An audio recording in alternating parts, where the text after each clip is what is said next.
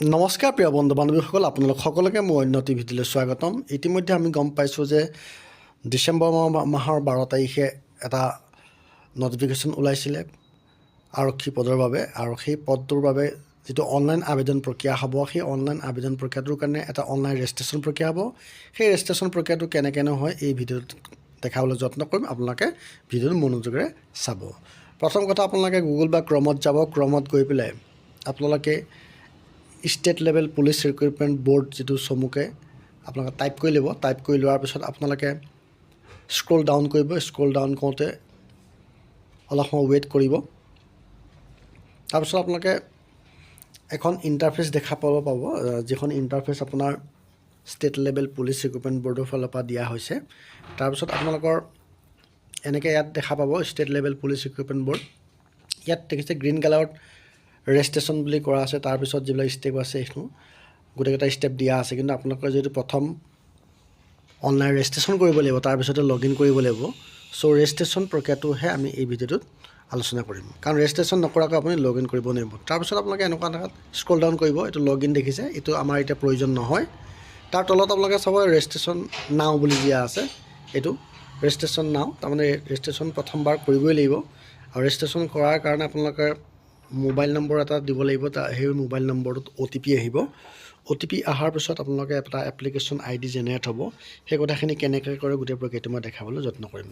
ইয়াত আপোনালোকে এনেকৈ যেতিয়া আপোনালোকে গুগলত যাব, তাৰপিছত এনেকুৱা এখন ইণ্টাৰফেচ দেখিব। ইনষ্ট্ৰাকশ্যন কিছুমান দিয়া আছে, যিবিলাক আপোনালোকে পঢ়ি চাব পাৰিব প্ৰয়োজন বোধ কৰিলে।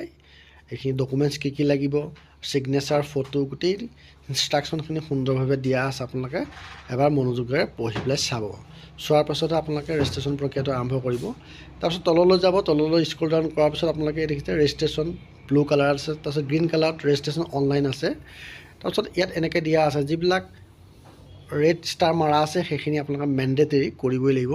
ফাৰ্ষ্ট আপোনালোকে যিটো চেলুটেশ্যন বুলি দিয়া আছে আৰু চিলেক্ট অপশ্যন দিয়া আছে, আপুনি পুৰুষ হ'লে মিষ্টাৰ বা মিছেছ হ'লে, মহিলাসকলে মিছেছ চিলেক্ট কৰিব। চ' ইয়াতে ধুনীয়াকৈ আপোনালোকে এবাৰ চাই ল'ব, ফাৰ্ষ্ট টু লাষ্ট চাই লোৱাৰ পিছত আপোনালোকে এইটো চিলেক্ট আপোনাৰ চিৰি বা মিষ্টাৰ কিবা এটা দিলেই হ'ব, একো অসুবিধা নাই। তাৰপিছত আপোনালোকৰ তলত যাব, ফাৰ্ষ্ট নেম দেখিব। তাৰপিছত ফাৰ্ষ্ট নেম বুলি ক'বলৈ হ'লে আপোনাৰ নিজৰ নামটো।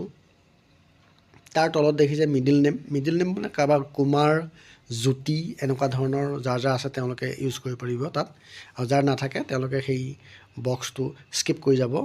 গতিকে ফাৰ্ষ্ট নাম মই এটা এক্সাম্পলৰ কাৰণে দিছোঁ এনেকৈ। তাৰপিছত আপোনালোকে এইটো মিডিল নাম নাই, গতিকে আপোনাৰ লাষ্ট নেমটো এনেকৈ যাৰ যি হয় দিব পাৰিব। তাৰপিছত আপোনাৰ father's name, mothers name, phone number. মই এইখিনি ফিল আপ কৰি পেলাই বেছি দীঘলীয়া কৰিব বিচৰা নাই, এইখিনি আপোনালোকে সকলোৱে গম পাবই।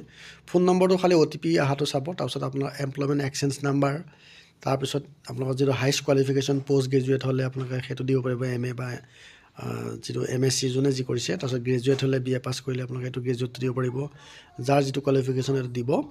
তাৰপিছত এমপ্লয়মেণ্ট এক্সচেঞ্জ নাম্বাৰ দিব, আৰু নিজৰ যিটো পাৰ্মানেণ্ট ডিষ্ট্ৰিক্ট হয়, মই ইয়াত এক্সাম্পলৰ কাৰণে নগাঁওটো চিলেক্ট কৰিম।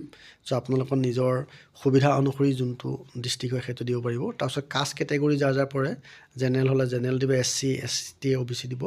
তাৰপিছত আমাৰ ডেট অফ বাৰ্থটো চিলেক্ট কৰিব। এনেদৰে চিলেক্ট কৰাৰ পিছত আপোনালোকে স্ক্ৰল ডাউন কৰিব।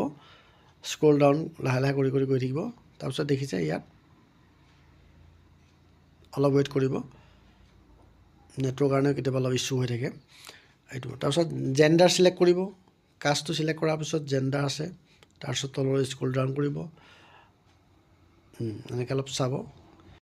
তাৰপিছত আপোনালোকে তললৈ আহোঁতে এটা বক্স দেখিব, তাতে ব্লু কালাৰ টিক দিব। দিয়াৰ পিছত আপোনালোকৰ ৰেজিষ্ট্ৰেশ্যন প্ৰক্ৰিয়াটো সম্পূৰ্ণ হৈ যাব।